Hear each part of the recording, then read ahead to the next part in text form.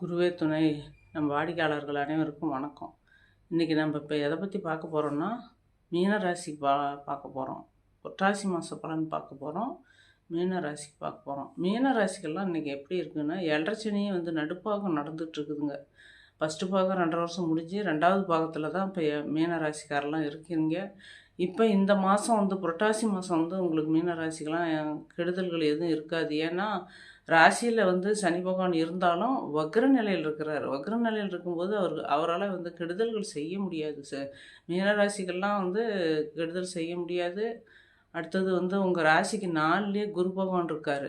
குரு பகவான் இருந்து இந்த உங்களுடைய 12ஆம் இடத்த குரு பார்க்குறாரு. 12ஆம் இடத்துல ராகு இருக்கார். ராசிக்கு 12ல் ராகு இருக்கார். ராகு குரு பார்க்குறாரு. அதனால் அந்த 12ஆம் இடங்கிறது வந்து விரைய செலவு வைக்கக்கூடிய இடம். அதை குரு பார்க்குறதுனால அந்த விரைய செலவு வைக்காது. ஏதாவது ஒரு சுப செலவுகள் வரத்துக்கு வாய்ப்பு இருக்கும். ஏதாவது திருமணம் அல்லது வீடு கட்டுறதோ, வீடு மற்றபடி இடம் வாங்குறதோ, இந்த மாதிரி இதெல்லாம் வந்து புரட்டாசி மாதத்தில் நீங்கள் வந்து குரு 12ஆம் இடத்தை பார்க்குறதுனால விரைய செலவு வந்து சுப செலவாக வரும்.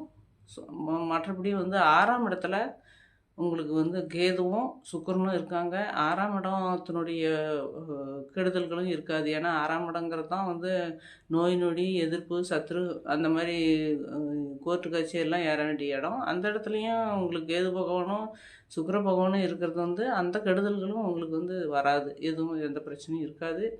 7ஆம் இடத்துல புதன் பகவான் ஆட்சி உச்சம் பெற்று இருக்கார். இந்த 7ஆம் இடத்துடைய அமைப்பு வந்து உங்களுக்கு ரொம்ப ரொம்ப நல்லாயிருக்கு. புதன் வந்து ஆட்சி உச்சம் பெற்று 7லேயே இருக்கிறது வந்து நல்ல சுகபோக வாழ்க்கை தான்.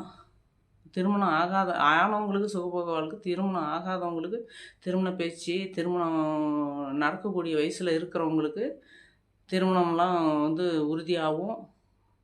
இல்லை அல்லது பொண்ணு பார்க்க போகிறதோ மற்றபடி வந்து திருமண நிகழ்ச்சிகள் உறுதி செய்யப்படும். இந்த மாதம் புரட்டாசி மாதத்தில் உங்களுக்கு வந்து நிரந்தரமாக உறுதி செய்யப்படும். அதே மாதிரி 8ஆம் இடத்துல வந்து செவ்வாயும் சூரியனும் இருக்காங்க. அந்த சூரிய பகவானும் செவ்வாயும் 8ல் இருக்கிறது நல்லது தான் உங்களுக்கு. ஏன்னா அந்த சூரியன் வந்து 6ஆம் அதிபதியாக வராரு. அவர் வந்து 8ல் இருக்கிறது இந்த மாதம்லாம் வந்து உங்களுக்கு நல்லதே தான் நடக்கும்.